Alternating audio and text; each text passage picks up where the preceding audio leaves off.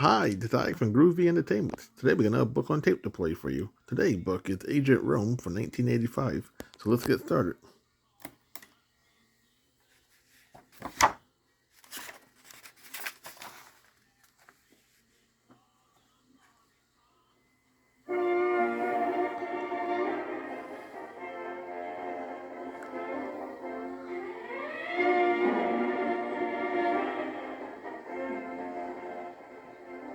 Ancient Rome. Do you hear the busy sounds around us? We're in Rome, one of the world's most famous cities. Today it's the capital of Italy, but once it was the capital of the Western world. Armies marched out of this city to keep the peace in faraway lands. Traders entered the city on horses and donkeys loaded with ivory, silk, and spices from Asia. Emperors built great palaces filled with riches. There were royal zoos, too. They were filled with strange wild animals the Romans had never seen before. Animals brought by ship from Africa. Humpbacked camels, fierce lions, and tall giraffes. All this happened more than 2,000 years ago. But even then, Rome was very old. There is an ancient story about how the city of Rome began. It's the legend of Romulus and Remus. There were only a few farming families living on the flat land near the river then. The hills were full of deer and wolves. Twin baby boys came floating down the river in a basket. They were orphans, all alone and starving.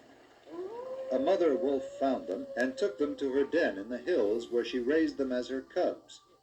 The boys were named Romulus and Remus. When Romulus grew up, he became a leader of the tribes of shepherds and farmers who lived in the area.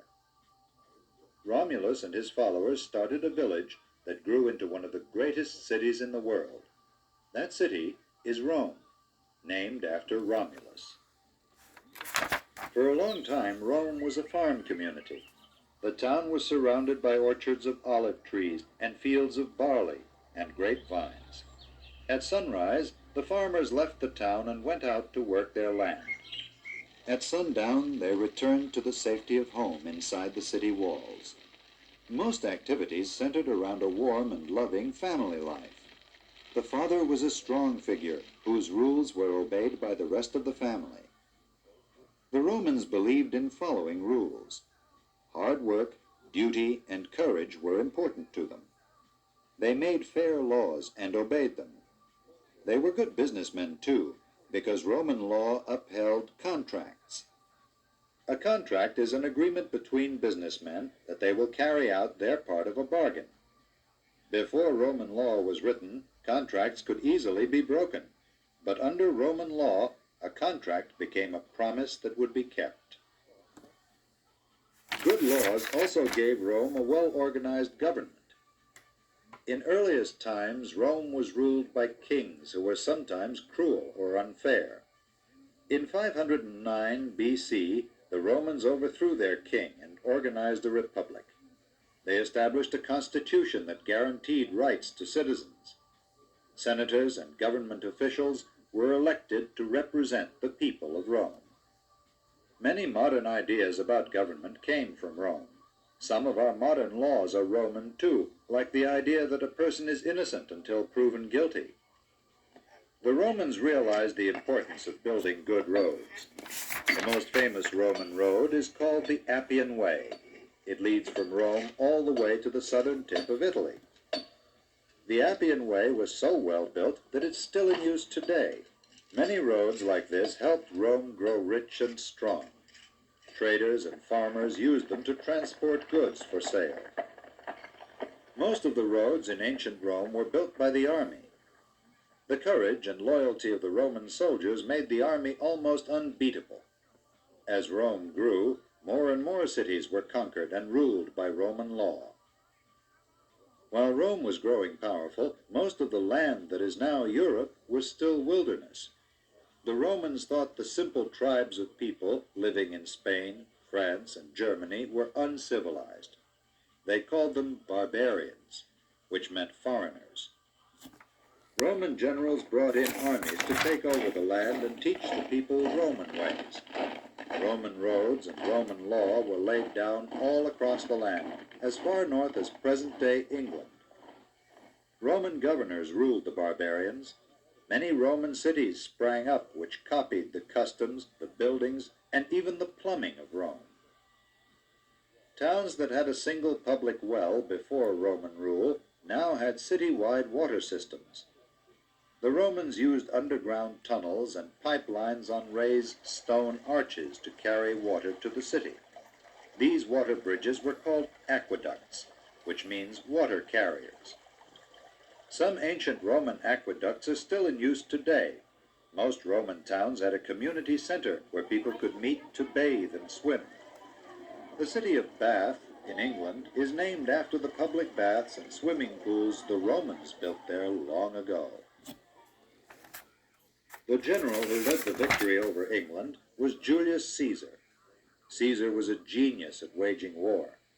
Besides the victory over England, Caesar led the Roman armies to victory in France, or Gaul as France was called then. When Julius Caesar returned to Rome in 49 BC, the people gave him a hero's welcome. Rome was stronger and richer than ever, and Caesar soon became the leader of Rome. Rome needed a wise leader because the city had many problems. The slums were full of overcrowded apartment buildings and starving beggars. A huge gap existed between the lives of the rich and poor people. Power belonged to the rich, who had special privileges. Often the poor went hungry or ate a simple meal of bread and onions, while the rich feasted at lavish banquets. Dressed in their gowns and jewels, women sat in chairs and men lay on couches. They drank fine wines and ate their fill of roasts, highly seasoned foods, and fresh fruit. Wealthy families lived in big brick houses with sloping red tile roofs. Each house was built in the shape of a rectangle or square with an open patio in the middle. A large entry room, called the atrium, had an opening in the roof to let the sun in. Parents, grandparents, children, and many servants all lived in these large houses. One of the members of the household was likely to be a well-educated Greek slave who served as a teacher for the family's children. For even though the Romans had conquered the Greeks in war, they admired the art and wisdom of Greece. Many of Rome's best artists and teachers were Greek, and most Roman statues and buildings were inspired by those of the Greeks. Roman temples were much like the ones Greeks built to honor their gods. In fact, the Romans worshipped many of the Greek gods as their own and gave them Roman names. Even the Roman alphabet is a simplified form of the Greek alphabet, just as ours is a modern form of the Roman alphabet. The Romans also adopted the old Greek idea of the town square as a public meeting place. In Rome, this town center was called the Forum. Surrounded by courthouses, temples, and stores, it was a gathering place for lawyers and politicians, shoppers, and worshippers. The Forum was a place to meet people, to trade news, and to gossip. By the time of Julius Caesar, the original Forum was so crowded that he ordered another one built. Near the old Forum stood the Senate House, where Julius Caesar was murdered by jealous friends.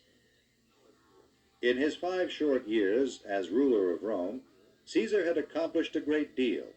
He had made the government more honest and set up a fair system of taxation.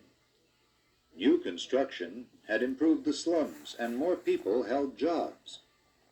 Overcrowding had been cut down by moving people to settlements outside Rome. Caesar had become so popular with the people of Rome that many had wanted to crown him and call him emperor. But others who were jealous of him murdered him in the Senate House on the Ides of March, 44 BC. The people who killed Caesar did not want a king. They feared Caesar's great power. But the next leader of Rome became an emperor anyway. After Caesar died, Rome was filled with fighting for years. The man who finally gained control of Rome was a relative of Caesar's named Octavian.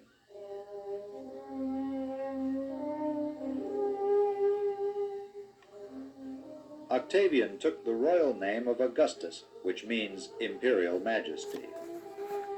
Augustus was the first of many Roman emperors. He ruled the Roman Empire for 40 years, bringing peace and progress. The great construction projects started by Caesar were continued. New temples, racetracks, sports stadiums, museums, and libraries were added to the city. So much was done that Augustus boasted, "I found Rome a city of bricks and left it a city of marble." But the real secret of Rome's great structures was the strong concrete used to build them. Although a simple type of concrete was known back in Greek times, the Romans perfected its use. A good example is the Colosseum. The Colosseum is a huge Roman sports stadium built of concrete. It was originally covered with a decorative facing of marble. The marble was stolen hundreds of years ago, but the concrete shell is still standing. This famous arena is well known for the battles between lions and gladiators that were staged there. Other Roman entertainments were held in the Colosseum until the very end of the Roman Empire. For over 500 years, Rome was the greatest city of the Western world. But tribes of barbarians from the north finally overthrew Roman rule. Still, there are Roman ruins in many of Europe's great cities today. And the languages of France, Spain, and Portugal all grew out of Latin, the ancient Roman language. Europe is made up of many great countries now, but none will forget that Rome was once their teacher.